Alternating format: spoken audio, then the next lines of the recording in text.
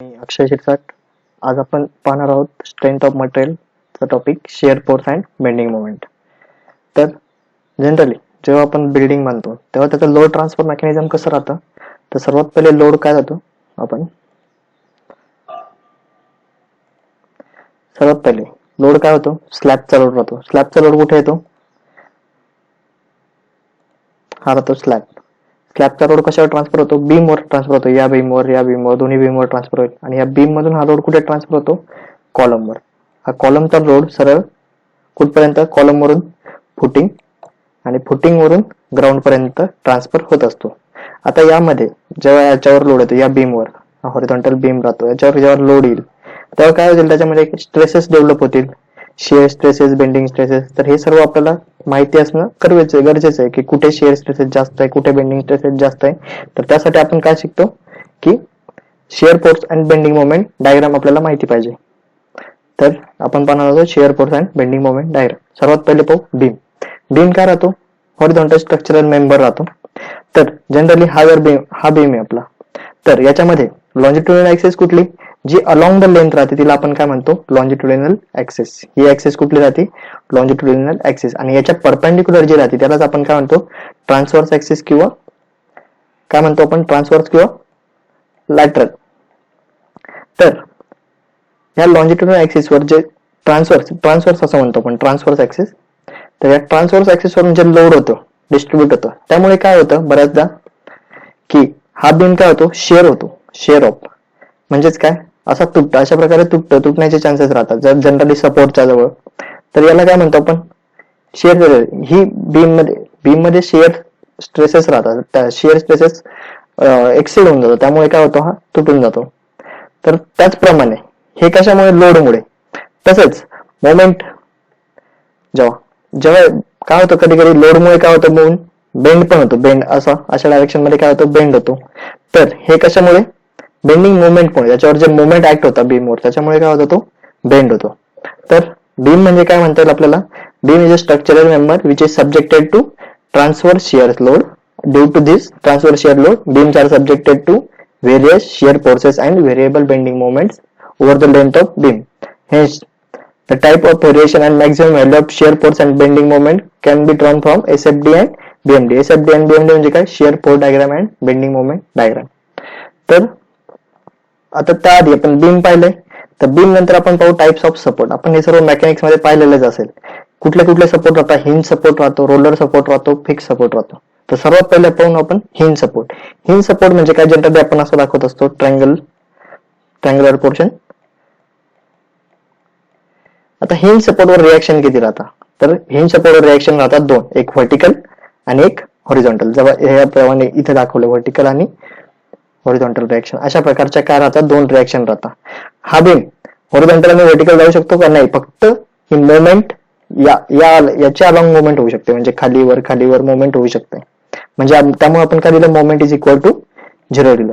तर hinge support म्हणजे काय, हिंज सपोर्ट डज नॉट अलो translational displacement of the beam but it अलो फ्री रोटेशन. म्हणजे काय, ट्रान्सलेशनल रोटेशनल होतं का, ते नाही. पण काय करतं, ट्रान्सलेशनल डिस्प्लेसमेंट राहते का, नाही. राहतं काय, तर फक्त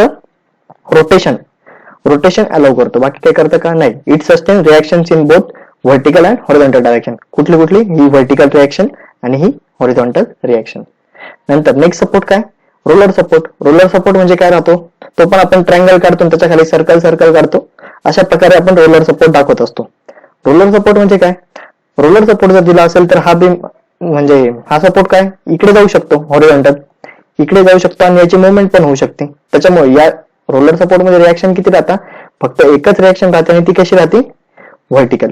roller support can sustain a force only normal to its surface. म्हणजे काय, सरफेसला नॉर्मल, या सरफेसला नॉर्मल कसा राहतो, याला एक्झॅक्टली परपेंडिक्युलर. म्हणजे काय, ही फक्त एक व्हर्टिकल रिएक्शन राहते त्याच्यामध्ये.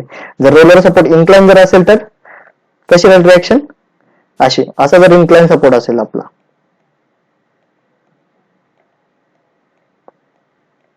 इन्क्लाइन सपोर्ट, तर त्या केसमध्ये रिएक्शन कशी राहील, एक्झॅक्टली सरफेसला नॉर्मल.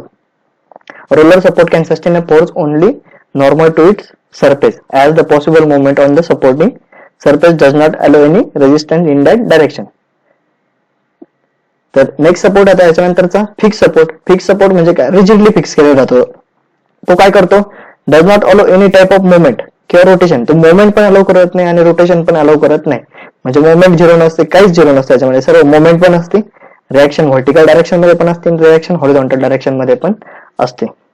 तर हे झाले 3 सपोर्ट. कुठले कुठले पाहिले आपण, सर्वात पहिले हिंज सपोर्ट पाहिला. हिंज सपोर्ट मध्ये रिएक्शन किती असतात, 2 रिएक्शन. कुठली, व्हर्टिकल अँड हॉरिझॉन्टल, बरोबर. त्यानंतरचा नेक्स्ट सपोर्ट कुठला होता, रोलर सपोर्ट. रोलर सपोर्ट मध्ये रिएक्शन किती, एकच. कशी असते ती पण, व्हर्टिकल. व्हर्टिकल म्हणण्यापेक्षा नॉर्मल टू सरफेस. नंतर कुठला सपोर्ट पाहिला, फिक्स सपोर्ट. फिक्स सपोर्ट मध्ये किती राहतात, 3 रिएक्शन. कुठले, व्हर्टिकल, हॉरिझॉन्टल अँड तिसरी कुठली राहते, मोमेंट. अशा प्रकारच्या 3 रिएक्शन राहतात. त्यानंतर पाहू आपण टाइप्स ऑफ लोडिंग. आता जसं बीम राहतो, प्रत्येक बीमवर लोडिंग वेगवेगळी राहते. तर पॉइंट लोड, सर्वात पहिले लोडिंग पाहू आपण पॉइंट लोड. पॉइंट लोड म्हणजे काय, एका पॉइंटवर ऍक्ट होतो. समजा हा बीम आहे, ह्या बीमवर एकाच पॉइंटवर, या पॉइंटवर लोड ऍक्ट होत आहे, याला आपण काय म्हणतो, पॉइंट लोड. बघा ह्या डायग्राम मध्ये दाखवलेला आपल्याला, हा काय एकदम बीम आहे आणि बीमवर एक्झॅक्टली लोड कुठे ऍक्ट झाले, एका पॉइंटला ऍक्ट झाले. हे एक पॉइंट आहे, त्या पॉइंटवर लोड ऍक्ट झाले, त्याच्यामुळे आपण याला काय म्हणतो, पॉइंट लोड किंवा कॉन्सन्ट्रेटेड लोड म्हणतो. हे दोन काय, हा एक सपोर्ट आहे आणि हा एक सपोर्ट आहे. बघा ही डायग्राम दाखवलेली आहे वेगळ्या प्रकारे. इथं पी दाखवला, इथं लोड काय दाखवलाय, डब्ल्यू. हा डब्ल्यू दाखवलाय, हा बीम दाखवलाय, त्याची लेंथ किती, एल. त्याचे 2 सपोर्ट आहे, ए आणि बी. आणि याच्यावरच्या रिएक्शन कुठल्या, ह्या व्हर्टिकल आणि हॉरिझॉन्टल. आता असं अजून जर केलं आपण की हा लोड एक्झॅक्टली सेंटरला लागलाय, तर ए आणि बी चे रिएक्शन किती राहतील, दोन्ही डायरेक्शन मध्ये अपवर्ड राहील. रिएक्शन कशी राहील, अपवर्ड डायरेक्शन मध्ये राहील. म्हणजे हे बरोबर आहे. मग रिएक्शन किती राहील, सिमेट्रिक स्ट्रक्चर आहे, एकदम सेंटरला ऍड झालं, त्याच्यामुळे आपण काय म्हणणार, हाफ W/2. आणि इकडे पण किती राहील, W/2 रिएक्शन. आता सर्वांना आपल्याला रिएक्शन काढता आलंच पाहिजे. रिएक्शन काढता आलं तर डायग्राम आणि SFD आणि BMD काढण्यास अवघड काहीच नाही. बरेच मुलं या टॉपिकला घाबरतात, पण घाबरण्यासारखा हा टॉपिक काहीच नाही. तर सर्वात पहिले पॉइंट लोड समजलं. पॉइंट लोड डब्ल्यू कुठल्याही एका पॉइंटला राहतो. आता असं नाही राहू शकत. कधी कधी काय राहू शकतं, हा बीम आहे, बीमच्या एकदम सेंटरला लोड ऍक्ट नाही होत. कधी कधी काय होतं, इकडच्या साईडला होतं, थोडंसं टिल्ड झालेलं राहतं. त्या केसमध्ये पण आपल्याला काय करावं लागतं, रिएक्शन फाइंड करावं लागतं. कशा रिएक्शन फाइंड करतो आपण, सर्वात पहिले summation of Fy is equal to 0 घेऊ. त्याच्यावरून आपल्याला काय काढता येईल, या दोन्हींचं रिलेशन काय, RA plus RB is equal to हा लोड W. त्यानंतर काय, मोमेंट घेऊ शकतो आपण, मोमेंट ऍट ए. कुठला एक सपोर्टला काढा, मोमेंट ऍट ए काढायची. त्याच्यावरून आपल्याला मोमेंट ऍट ए काढली तर आपल्याला काय भेटेल, RB भेटेल. RB जर भेटलं तर RB ची व्हॅल्यू या इक्वेशन मध्ये जर ठेवली तर त्याच्यावरून आपल्याला काय भेटेल, RA. अशा प्रकारे आपण रिएक्शन काढू शकतो. पॉइंट लोड असेल तर आपण रिएक्शन काढू शकतो, त्याच्यामध्ये आपल्याला कोणाला काही प्रॉब्लेम येणार नाही. तर नेक्स्ट लोडिंग पाहू आपण, uniformly distributed load. Uniformly distributed load म्हणजे काय, ते लोड कसं राहतं, युनिफॉर्मली डिस्ट्रीब्युट केलेलं राहतं. आता समजा हा बीम आहे, आडीसारखाच बीम आहे, त्याच्यावर बघा सर्व ठिकाणी लोड लावलेलं पहा, इथेही लावलेलं, जेवढं लोड इथे आहे तेवढंच इथे. म्हणजे पूर्ण बीमला काय, युनिफॉर्मली डिस्ट्रीब्युटेड. युनिफॉर्म म्हणजे काय, एकदम सेम सारखं तंतोतंत ठेवलेलं आहे. आणि डिस्ट्रीब्युटेड, युनिफॉर्मली डिस्ट्रीब्युट केलेलं लोड राहतं, त्याला काय म्हणतो, uniformly distributed. The load spreading over the entire length of the beam or part thereof at a uniform rate. Uniform रेटला दिलेलं आहे. हे झाले आपली डायग्राम तुम्हाला दाखवण्यासाठी. आता आपण काय म्हणू शकतो, एखाद्या बीमवर आपण बऱ्याच वेळा पाहिलेलं असेल, एखाद्या बीमवर काय करता, असा एक बीम राहतो आणि त्याच्यावर काहीतरी लोड ठेवलेलं राहतं. इथे समजा याच्यावर एखाद्या गोण्या वगैरे ठेवलेल्या असतील, सिमेंटच्या गोण्या ठेवलेल्या 4-4 लेअर मध्ये, 4-4 गोण्यांचा लेअर ठेवलेला आहे. तर अशा प्रकारे काय केलेलं राहतं, दाखवलेलं राहतं, त्या बीमवर लोड ठेवलेले, म्हणजे सगळीकडे युनिफॉर्म लोड राहतं. ही डायग्राम दाखवताना आपण कसं दाखवतो, हे बघा अशा प्रकारे डायग्राम दाखवतो. हा बीम आहे आणि हा युनिफॉर्मली डिस्ट्रीब्युटेड लोड, म्हणजे जवळजवळ रेक्टँगल राहतो. आता हा काय जातो, युनिफॉर्मली डिस्ट्रीब्युटेड लोड आहे. आता हे दाखवताना कसं दाखवणार आपण, की लोड कसं राहतं, लोडचं युनिट न्यूटन, फोर्स न्यूटन, आणि डिस्ट्रीब्यूट कसं झालंय, पूर्ण ओव्हर लेंथला ना, या पूर्ण लेंथला झालंय म्हटल्यावर याचं युनिट काय येईल, न्यूटन पर मीटर राहील. याची जर इंटेन्सिटी काढायची असेल, लोडची इंटेन्सिटी म्हणजे किती लोड झालेलं आहे, तर ते काढायचं असेल तर आपल्याला काय माहिती पाहिजे, की या लोडिंग डायग्रामचा एरिया किती. म्हणजे काय करावं लागेल, लेंथ इंटू विड्थ म्हणजे किती, W into L. Okay, W ला एल ने मल्टिप्लाय केलं तर आपल्याला काय भेटेल, लोड भेटेल, टोटल लोड. ठीक आहे, आपल्याला इथे काय भेटलेलं आहे, डब्ल्यू न्यूटन पर मीटर, न्यूटन पर मीटर हे काय दिलं, लोडिंग रेट दिलेलं आहे आपल्याला, त्याला आपण लेन ने मल्टिप्लाय केलं तर आपल्याला काय भेटेल, टोटल लोड. बघा हा एक्झाम्पल घेतलेलं इथे आपण काय केलेलं, एक बीम आहे सिम्पली सपोर्टेड 4 मीटर लेंथचा आहे, त्याच्यावर युनिफॉर्मली डिस्ट्रीब्युटेड लोड आहे कितीचा, 5 किलोन्यूटन पर मीटर.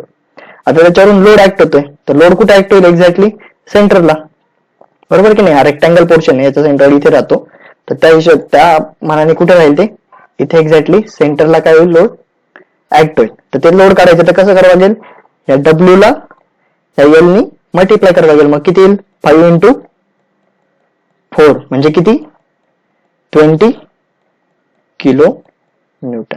आणि ते ऍक्ट कुठे होईल, एक्झॅक्टली सेंटरला, म्हणजे 4च्या हाफ किती, 2 मीटरवर ऍड झालेले आहे.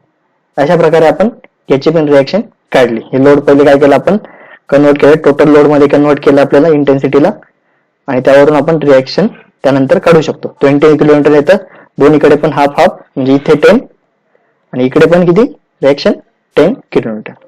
त्यानंतरचा युनिफॉर्मली व्हेरायिंग लोड. युनिफॉर्मली व्हेरायिंग लोड म्हणजे कसं, एक युनिफॉर्म डायरेक्शन मध्ये ते काय होतं, व्हॅरी होतं. पहा इथे सर्वात जास्त लोड आहे, हळूहळू कमी झालंय, म्हणजे काय युनिफॉर्मली व्हेरायिंग. कसं होतं, युनिफॉर्मली व्हॅरी होतोय, कमी होतोय पण युनिफॉर्मली. या पॉइंटला सगळ्यात जास्त आहे डब्ल्यू न्यूटन पर मीटर, आणि इथे किती राहील, 0 न्यूटन पर मीटर.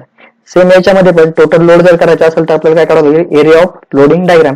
कसं काढणार आपण, एरिया, ट्रायंगलचा एरिया करा तो 1/2 इंटू बेस इंटू हाईट, बरोबर.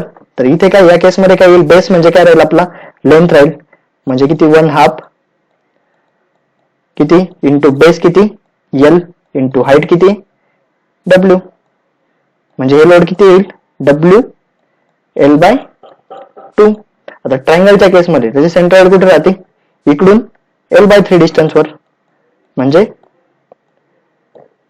L/3. म्हणजे हा लोड हाईट कुठे येईल, डब्ल्यू न्यूटन पर मीटर ही काय झाली, आपली इंटेन्सिटी झाली. आता आपण काय काढतोय, लोड काढतोय. लोड काय येईल, WL/2, आणि तो हाईट कुठे येईल, या पॉइंट पासून, म्हणजे जो हायर एंड आहे त्याच्यापासून किती, L/3 डिस्टन्सवर, किंवा इकडून किती, इकडून जर असेल तर इकडून जर घेतला तर काय येईल, तो 2L/3. ओके, तर हा झाला युनिफॉर्मली व्हेरायिंग लोड. आपण कुठले पाहिले, सर्वात पहिले पॉइंट लोड पाहिला. पॉइंट लोड मध्ये काय, फक्त एका पॉइंटवर ऍक्ट होतो, त्याला आपण पॉइंट लोड म्हणतो. पॉइंट लोड बीमवर कुठे ऍक्ट राहू शकतो. त्यानंतर दुसरा काय, युनिफॉर्मली डिस्ट्रीब्युटेड लोड. यामध्ये पण कसं आपण ट्रायंगल काढत असतो, ट्रायंगल नाही रेक्टँगल काढत असतो. रेक्टँगल म्हणजे काय, आणि त्याची इंटेन्सिटी दिलेली राहते, डब्ल्यू न्यूटन पर. इंटेन्सिटी कशी दिलेली असते युनिफॉर्मली डिस्ट्रीब्युटेड लोडची, न्यूटन पर मीटर मध्ये. त्याला जर लेनने मल्टिप्लाय केलं तर आपल्याला काय भेटतं, आपल्याला टोटल लोड. त्याच्यानंतरचं आपल्याला पाहिलं तर युनिफॉर्मली व्हेरिंग लोड म्हणजे काय, युनिफॉर्मली, इथे पण पहा युनिफॉर्मली काय होतं, ते व्हॅरी होतोय. आता बऱ्याच ठिकाणी युनिफॉर्मली डिस्ट्रीब्युटेड लोड हे अशा प्रकारे दिलेलं राहतं, बीम राहतो, हे पण काय युनिफॉर्मली डिस्ट्रीब्युटेड लोडचा सिम्बॉल आहे. ठीक आहे. तर तिसरा आता concentrated moment. Moment at a point is called as concentrated moment. एका पॉइंटला जर मोमेंट दिलेला असेल तर त्याला आपण काय म्हणतो, फक्त कॉन्सन्ट्रेटेड मोमेंट. मोमेंट काय युनिट काय राहतं, न्यूटन मीटर. न्यूटन मीटर किंवा किलो न्यूटन मीटर. आता ही झाली कॉन्सन्ट्रेटेड मोमेंट. जसं युनिफॉर्मली डिस्ट्रीब्युटेड लोड राहतं तसंच युनिफॉर्मली डिस्ट्रीब्युटेड मोमेंट पण राहते. तर मोमेंटचं युनिट काय पाहिलं होतं आपण, न्यूटन मीटर. ठीक आहे. आता युनिफॉर्मली डिस्ट्रीब्युटेड मोमेंट म्हणजे कशी, पूर्ण बीमवर काय राहते, मोमेंट राहते. प्रत्येक पॉइंटला युनिफॉर्मली डिस्ट्रीब्युटेड मोमेंट राहते. त्याच्यामुळे आपण काय म्हणतो, युनिफॉर्मली डिस्ट्रीब्युटेड मोमेंट. आता ती काढायची असेल तर ती कशी काढावं लागेल, सर्वात पहिले आपल्याला एका मोमेंटची इंटेन्सिटी माहिती आहे, बरोबर ना. मोमेंटची इंटेन्सिटी माहिती आणि ती कुठे ऍक्ट झालेली, पूर्ण बीमवर. मग बीमची लेंथ किती, एल, म्हणजे न्यूटन मीटर पर मीटर. म्हणजे मीटर मीटर होईल कॅन्सल, आणि काय राहील, total load uniformly distributed load किती भेटेल, एन भेटेल. म्हणजे काय, हे M into L. Next point आहे आता टाइप्स ऑफ बीम. आता हे सर्व पाहिलं होतं आपण, टाइप्स ऑफ लोड पाहिलेत. आता बीमचे टाइप दोन राहतात. एक काय राहतात, स्टॅटिकली डिटर्मिनेंट, आणि दुसरं होतं स्टॅटिकली इनडिटर्मिनेंट बीम. तर स्टॅटिकली डिटर्मिनेंट बीम म्हणजे काय, त्याच्यामध्ये 3 प्रकारचे बीम येतात, cantilever beam, simply supported beam आणि ओव्हरहँग बीम. हा पहा कॅन्टिलिव्हर बीम, हा झाला कॅन्टिलिव्हर बीम. कॅन्टिलिव्हर बीम तुम्ही बऱ्याच ठिकाणी पाहिला असेल.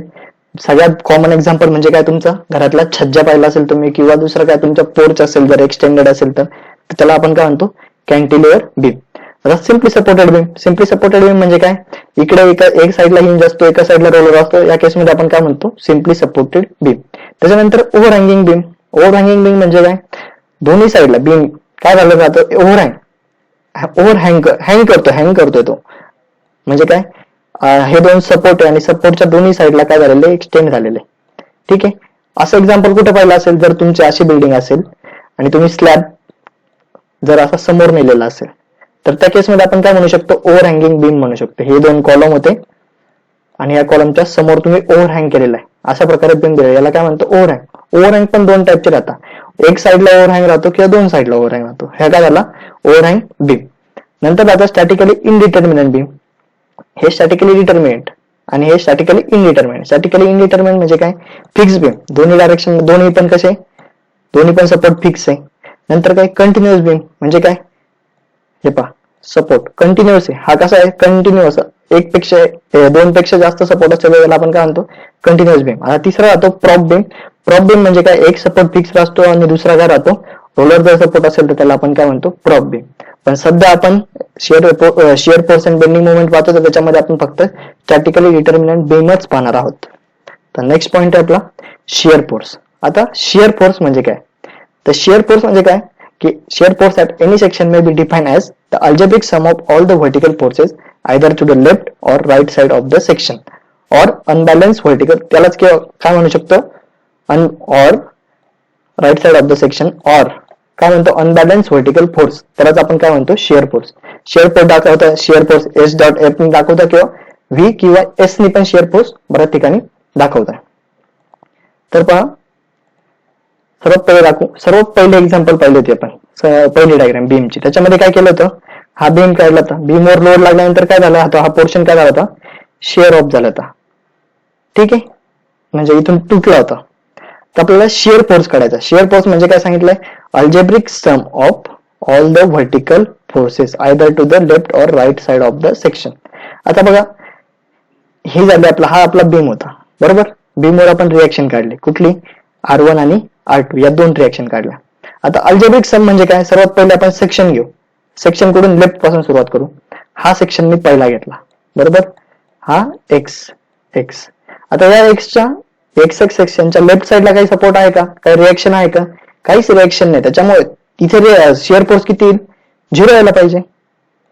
त्यानंतर या ए पॉइंटच्या राईट साइडला, जस्ट राईट साइडला आहे का, जर आपण सेक्शन घेतला तर तिथे रिएक्शन आहे का, हो आहे. कुठली आहे, तर ही रिएक्शन आहे, कुठल्या डायरेक्शन मध्ये जाते, ती व्हर्टिकल जाते. म्हणजेच आपल्याला काय करायचे, अल्जेब्रिक सम करायची. ही दुसरी x1 सपोर्ट घेतलाय मी, x1 सेक्शन घेतलाय, त्या केसमध्ये शिअर फोर्स आला, ही व्हर्टिकल, अल्जेब्रिक सम करतोय.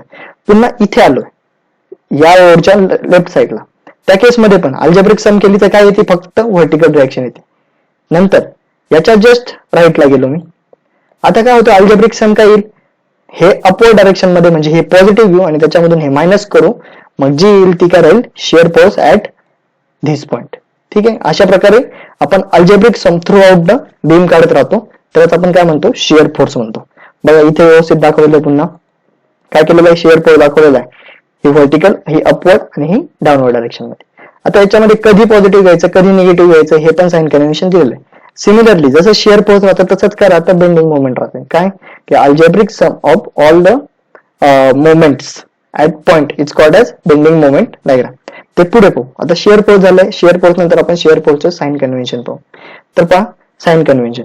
आता बघा दोन सपोर्ट, आता आपण इकडून सुरुवात केली होती, हे लेफ्ट हँड साइड आणि इकडे काय राईट हँड साइड.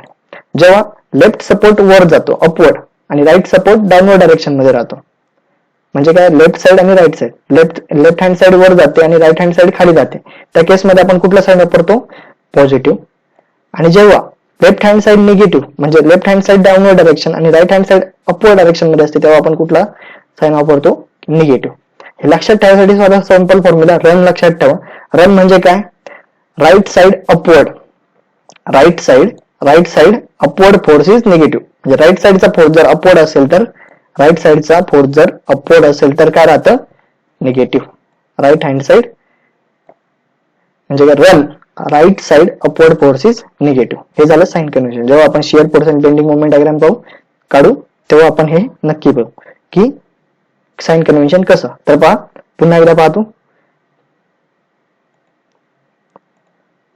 काय left hand side support upward direction मध्ये जातोय, अपवर्ड, आणि राईट हँड सपोर्ट डाऊनवर्ड असेल तर त्या केसमध्ये आपण साइन कुठलं राहतं, पॉझिटिव्ह.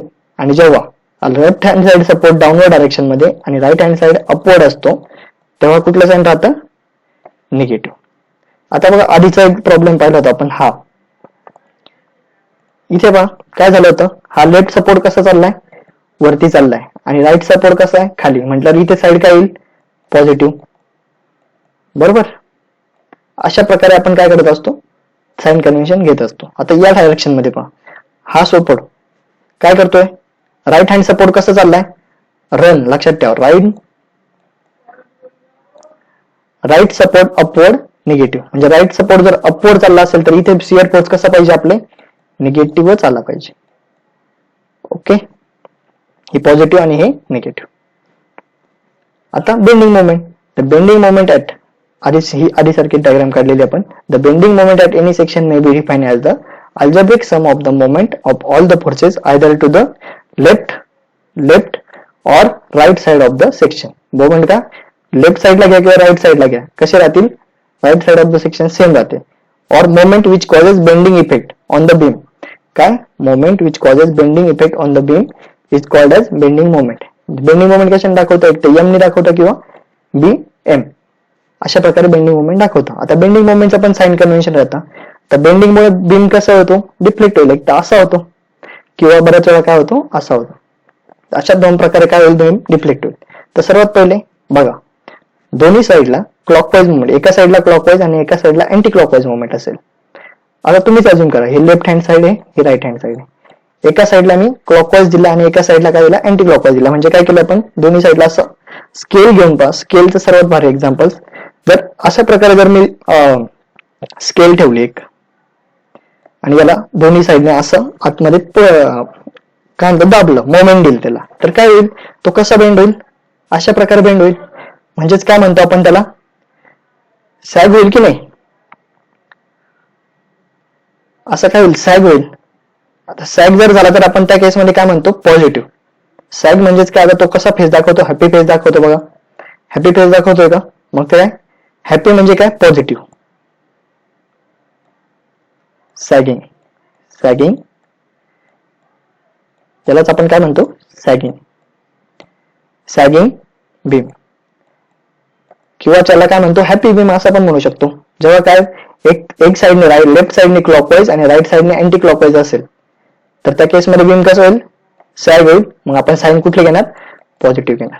दरवेळेस आपला हा रूल वापरून पाहायचा, काय की मोमेंटमुळे बीम कसा होतोय, बीम जर असा होत असेल, सॅग होत असेल तर साइन कुठली, पॉझिटिव्ह. ओके. त्यानंतर बघा, लेफ्ट हँड साइडला अँटी क्लॉकवाईज आणि राईट हँड साइडला क्लॉकवाईज केला तर कसा होईल, तो अशा प्रकारे डिफ्लेक्ट होईल. असा म्हणजे काय म्हणतो आपण, सॅड फेस म्हणतो. सॅड म्हणजेच काय, आपण निगेटिव्ह म्हणतो ना, निगेटिव्ह वाईब्स, पॉझिटिव्ह वाईब्स. जर हॅपी असेल तर कसे येतात, पॉझिटिव्ह वाईब्स येतात.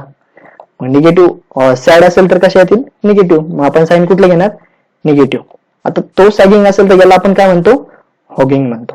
हॉगिंग बीम, यालाच काय म्हणतो, सॅड बीम असं पण आपण म्हणतो. तर हे झालं बेंडिंग मोमेंटचं आणि शिअर फोर्सचं कॅल्क्युलेशन. आता शिअर फोर्स डायग्राम आणि बेंडिंग मोमेंट डायग्राम म्हणजे काय, तर शिअर फोर्स डायग्राम म्हणजे काय, diagram which shows the variation of shear force along the length of the beam. पूर्ण लेंथ ऑफ बीमला शिअर फोर्स कुठे जास्त आहे, कुठे कमी आहे वगैरे जे दाखवतं त्याला आपण काय म्हणतो, शिअर फोर्स डायग्राम. आता हे काय, एसएफडी काढलेली मी, नॉर्मल कुठल्याही एका बीमची काढलेली SFD.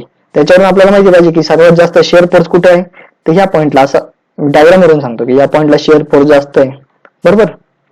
Variation of shear force along length of the beam is called shear force. Similarly, bending moment काय, the diagram which shows the variation of bending moment along the length of the beam is called as bending moment diagram. ठीक आहे. तर next point आहे significance. Significance काय राहतं एसएफडीचे आणि बीएमडीचे, तर structural member are design based on maximum shear force. कशावरून डिझाईन करता आपण, तुम्ही अजून डिझाईन केलं असेल किंवा नसेलही, पण लक्षात ठेवा की कशावरून डिझाईन करतो, maximum shear force and maximum bending moment.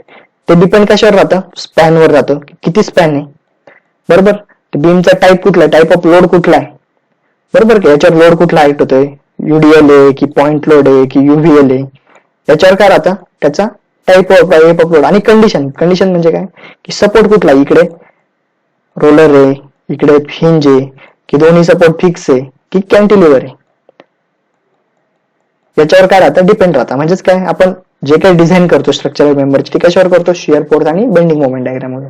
त्याच्यामुळे आपल्याला आणि ते शिअर फोर्स आणि बेंडिंग मोमेंट कशावर डिपेंड राहतात, स्पॅनवर राहतं की बीमचा स्पॅन किती, कमी जास्त आहे, 4 मीटर आहे 10 मीटर आहे, किंवा नंतर काय टाईप ऑफ लोड कुठला आहे, युडीएल आहे, पॉइंट लोड ऍक्ट होतो त्याच्यावर, अशा प्रकारे.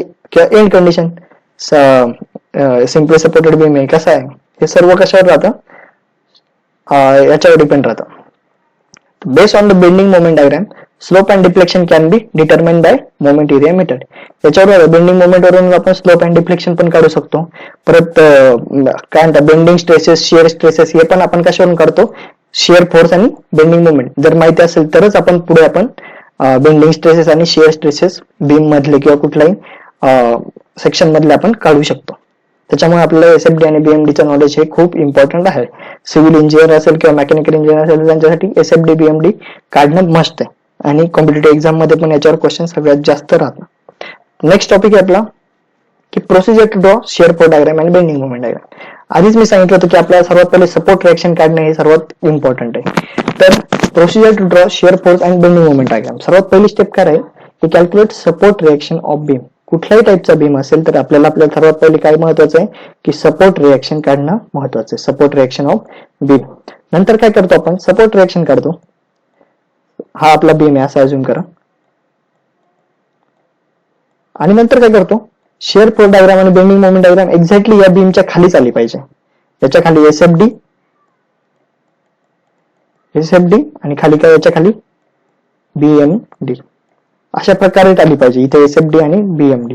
मग त्याच्यानंतर काय केलं पाहिजे तुम्ही की सर्वात पहिले बीम काढायचा एक साईडला. जर तुम्ही बुकवर करत असाल, अशी बुक असेल ना तुमची, तर बुकचं काय करा, 2 पार्ट करायचे.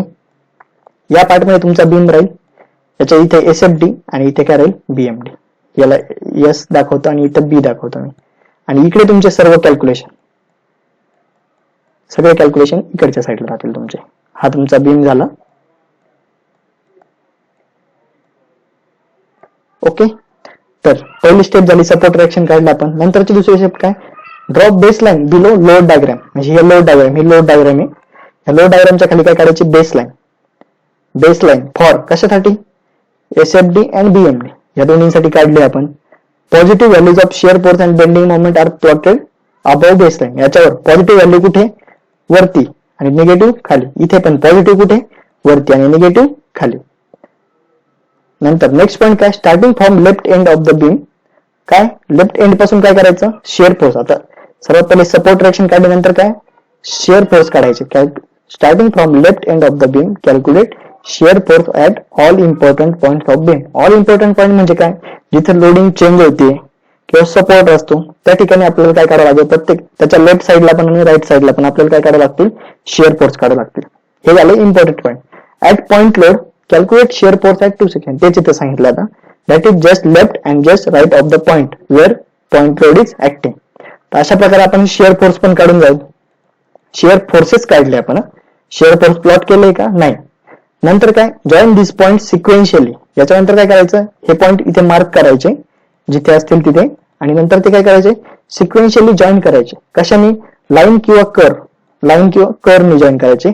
According to nature of load नुसार. जर पॉइंट लोड असेल तर कसं पाहिजे, जर युनिफॉर्मली डिस्ट्रीब्युटेड लोड असेल तर कसं पाहिजे, त्या हिशोबाने आपल्याला काय करावं लागतं, ते पॉइंट सर्व जॉईन करायचे. नंतर हे झालं शिअर फोर्स. शिअर फोर्सेस पण काढले आणि शिअर फोर्स डायग्राम पण आपण ड्रॉ केली.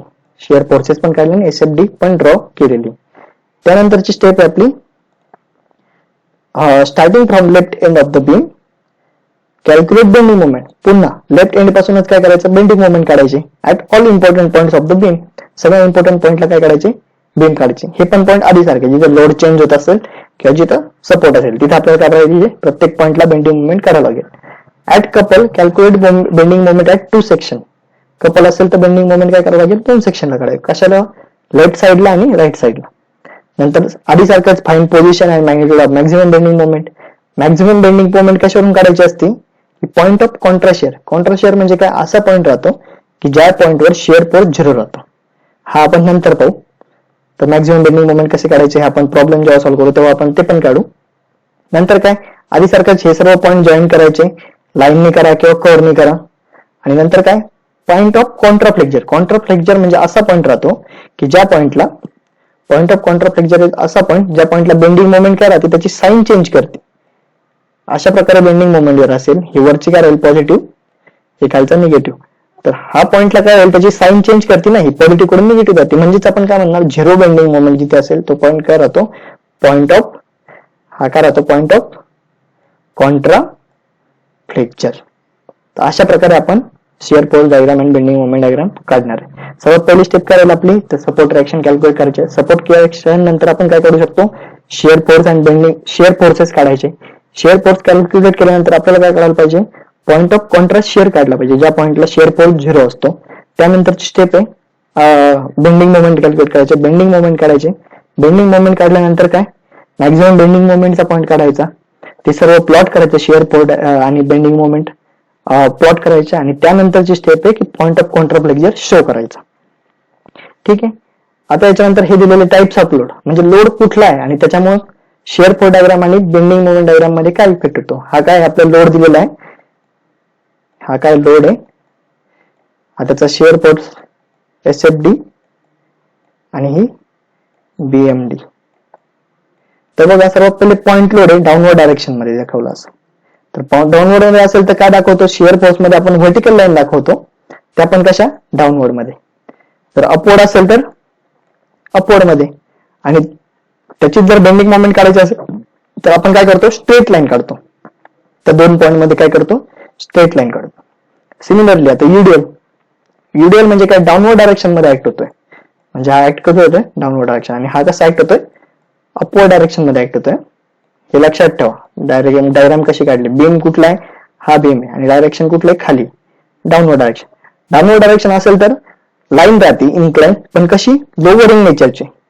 आणि जर अपवर्ड असेल तर इन्क्रीजिंग नेचरची. ठीक आहे. नंतर आता कर्व कसे राहतात, पॅराबोलिक. आता हे जर झालं, हा 0 डिग्री कर्व राहतो, हा फर्स्ट डिग्री, हा second degree. Second degree curve म्हणजे काय, आता हा लोवरिंग आहे तर आपण काय केलंय बघा, कॉन्व्हेक्स साइड अपवर्ड आहे, बरोबर. आता कर्व असेल तर हा, आता याच्यामध्ये दोन साइड राहतात, ही कुठली साइड राहतील, कॉन्व्हेक्स. आणि आतली इथे केव आहे ना, बघा इथे काय आहे, केव आहे, त्याच्यामुळे आपण काय म्हणणार, आपण कॉनकेव. ओके. तर बघा, जर डाऊनवर्ड रोड असेल, लोअरिंग नेचरचा असेल तर सेकंड डिग्री पॅराबोलिक आणि काय, कॉन्व्हेक्स साइड अपवर्ड. आणि जर अपवर्ड असेल तर त्याच्या उलट काय, कॉन्व्हेक्स साइड डाऊनवर्ड. हा झाला युडिएल. आता दुसरा काय, uniformly varying load. Uniformly varying load असेल तर काय राहतं, अशा प्रकारे लोडिंग राहतं, इन्क्रीजिंग नेचर किंवा डिक्रीजिंग नेचर. इन्क्रीजिंग नेचर असेल तर काय, त्याच्यामध्ये पॅराबोलिक कर्व राहील सेकंड डिग्रीचा, त्याच्यामध्ये पण सेम कॉन्व्हेक्स, कसं कॉन्व्हेक्स साइड अपवर्ड.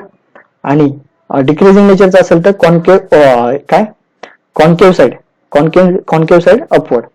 आणि जर त्याची बेंडिंग मोमेंट काढायची असेल तर क्युबिकल कर्व काढावा लागेल, कॉन्व्हेक्स आणि दोन्ही पण कॉन्व्हेक्स राहतील. त्यानंतर कपलचा शिअर फोर्सवर काही इफेक्ट होतो का, नाही, कारण तो लोड आहे का, शिअर फोर्सच सांगितलं ना.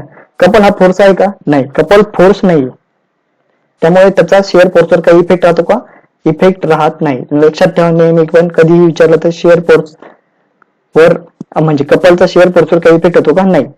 होतो इफेक्ट कशावर, बेंडिंग मोमेंटवर. तो पण कसा, एक तर व्हर्टिकल लाईन किंवा हॉरिझॉन्टल लाईन होते. व्हर्टिकल लाईन ते पण अप किंवा डाऊन, क्लॉकवाईज असेल तर अप आणि अँटी क्लॉकवाईज असेल तर डाऊनवर्ड लाईन. अशाच आपण फक्त लाईन काढत असतो. यानंतरच आता आपण एक एक्झाम्पल पाहू. तर पहा, एक साधा एक बीम काढू आपण. कुठला काढू, की एक्झाम्पल घेऊ. हा एक सपोर्ट आहे, सिम्पली सपोर्टेड बीम. शॉर्ट मध्ये पाहू आपण हा प्रॉब्लेम. याच्यावर लोड इंटेन्सिटी W. ठीक आहे. Simply supported beam width point load at centre, असं आपल्याला काय करायचं, याची SFD शिअर फोर्स डायग्राम. आता इथे W आहे, रिएक्शन काढायची. फर्स्ट स्टेप काय आपली, रिएक्शन. शॉर्ट मध्ये लिहितोय मी, रिएक्शन काढायची. तर इथे काय येईल, हा A आणि हा बी. याच्या खाली मी बेसलाईन पण काढून ठेवली, ही एक बेसलाईन शिअर फोर्सची आणि ही बेंडिंग मोमेंटची. रिएक्शन काढली तर काय येईल, दोन्ही पण W/2 कशाची, दोन्ही पण RA आणि RB, दोन्हीची पण रिएक्शन किती येईल, RA आणि RB W/2. नंतर दुसरं काय, सेक्शन घेऊ. आता सेक्शन कुठं, शिअर फोर्स कॅल्क्युलेशन. पहिलं कॅल्क्युलेशन कसं काढायचंय, shear force at left of A, left of A, हा ए पॉइंट आहे, हा बी पॉइंट आहे आणि हा सी पॉइंट आहे. Shear force at left of A म्हणजे काय, मला इथे सेक्शन घ्यावं लागेल. काय आहे का शिअर फोर्स या पॉइंटला, कलर चेंज करतो मी, हा सेक्शन घेतला मी. काय आहे का इथे शिअर फोर्स, नाही, याच्यामुळे आपण काय केलं, 0. तर लेफ्ट ऑफ बी घेतल्यावर आता काय झालं, right of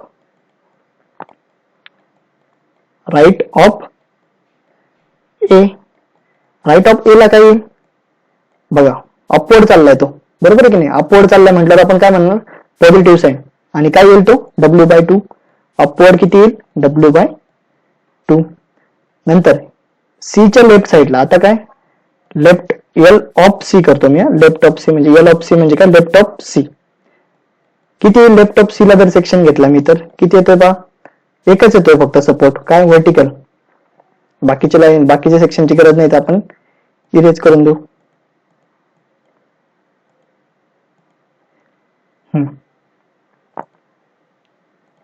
left of C काय येईल तो, सेम व्हर्टिकलच येतो एक, W/2.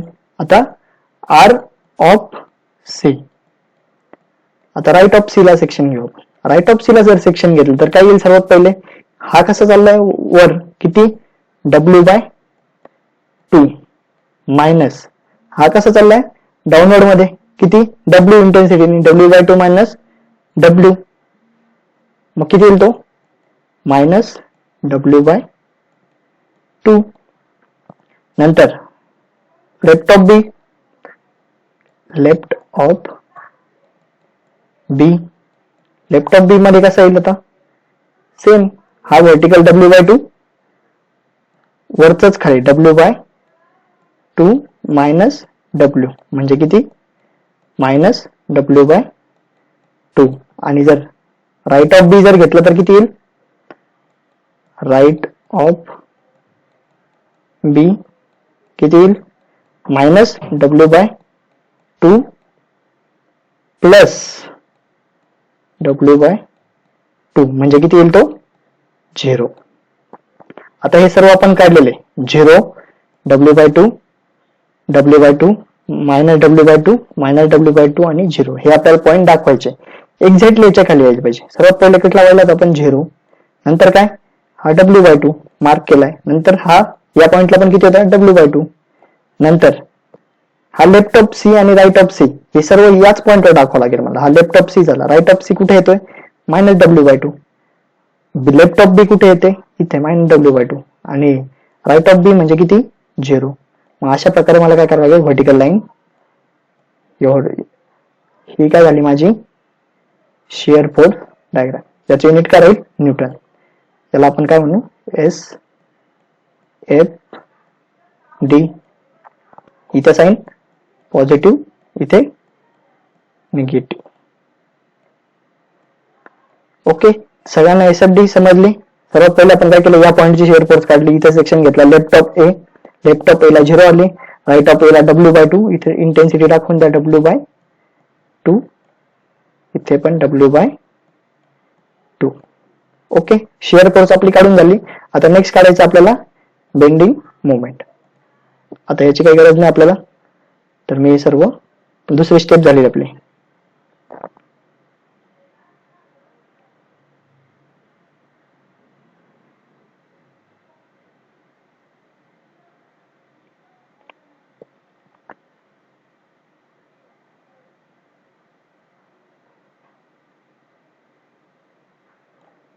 नंतर नेक्स्ट स्टेप काय राहील आपली, पेन सेकंड. सेकंड नाही, थर्ड स्टेप काय, bending moment calculation. Same bending moment पण अशी सुरुवात करायची, या पॉइंटला करायची सर्वात बेंडिंग मोमेंट ऍट ए जर काढली तर किती येते बेंडिंग मोमेंट, या पॉइंटच्या अबाउट जर मोमेंट काढली तर किती येईल, स्टॅटिकल डिटर्मिनंट म्हटल्यावर किती येईल, 0 यायला पाहिजे. Bending moment at point A किती येते, 0 येते. आता बेंडिंग मोमेंट ऍट सी काढू, किती, ऍट सी, सी ला काढलं तर किती येईल सांगा. आता हा काय W/2 आणि हे डिस्टन्स किती आहे या पॉइंट पासून या पॉइंट पर्यंतचं, हाफ म्हणजे किती, L/2. बेंडिंग मोमेंट काय राहते, force into perpendicular distance F into D. मग किती येईल, फोर्स किती आपला W/2 इंटू L/2. मग किती येईल ते WL/4. ओके. आता बेंडिंग मोमेंट ऍट बी जर काढली तर किती येते, काढून पहा बेंडिंग मोमेंट ऍट बी. काय घ्या ना, सर्वात पहिले ही कशी आहे क्लॉकवाईज आणि ही कशी अँटी क्लॉकवाईज आहे. तर करून पहा, क्लॉकवाईज किती W/2 इंटू L ही क्लॉकवाईज, मायनस सी वरची किती W इंटू L/2. हे दोन्ही पण काय होईल, मायनस होईल आणि किती येईल ती 0. म्हणजे आपल्याला काय समजलं की या पॉइंटला बेंडिंग मोमेंट 0 आहे, या पॉइंटला पण 0 आहे, पण सी पॉइंटला किती आहे, ही. आता हे काय करायचं आपल्याला, हे पॉइंट जॉईन करायचे. कशी येईल, ही इन्क्लाइन लाईन येईल आणि ही एक लाईन येईल. ही किती येईल, इंटेन्सिटी किती WL/4 आणि याची युनिट काय राहील, न्यूटन मीटर. अशा प्रकारे आपण शिअर फोर्स आणि बेंडिंग मोमेंट काढलेली. कुठली, simply supported beam width point load at centre. आता बघा बेंडिंग मोमेंटचं व्हेरिएशन आपण पाहू शकतो. इथे पहा, कुठेही सेक्शन घ्या, या पॉइंट पासून या पॉइंट पर्यंत पॉइंट लोड ऍक्ट केलेला आहे. या पूर्ण याच्यामध्ये बेंडिंग शिअर फोर्स कसा व्हॅरी झाला आहे, युनिफॉर्मली व्हॅरी झालेला आहे. नंतर या पॉइंटला लोड लागला त्याच्यामुळे शिअर फोर्स डायरेक्ट प्लस मधून मायनस मध्ये गेलाय आणि नंतर या पॉइंट वरून पण कसा युनिफॉर्म व्हॅरी. आता मोमेंट पहा, तुम्ही मोमेंटच काढून घ्या. या पॉइंटला जर मोमेंट काढली तर किती येईल, या पॉइंटला मोमेंट 0 येते. थोडस इथे गेला किती येईल, W/2 इंटू हे डिस्टन्स असेल जेवढं असेल तेवढं. समजा आपण असं अजून करू की हे पूर्ण डिस्टन्स 1 आहे, तर सर्वात पहिले आणि ही मोमेंट किती आहे, W/2 म्हणजे 1 इंटू 0.1 म्हणजे किती 0.1. हा पॉईंट किती 0.1. नंतर या पॉइंटला गेलो, मोमेंट काढली, हे डिस्टन्स झालं 0.5. मग किती इथे मोमेंट किती आलं पाहिजे, 0.5 इंटू 1 म्हणजे किती 0. या पॉइंटला किती 0.5.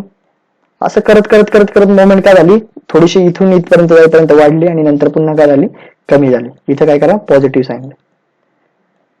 तर नेक्स्ट लेक्चरमध्ये आपण पाहू, अजून एक्झाम्पल पाहू याचे. तर होप सगळ्यांना समजलं असेल. काही प्रॉब्लेम असेल तर तुम्ही कमेंट बॉक्समध्ये कमेंट करून द्या. थँक्यू.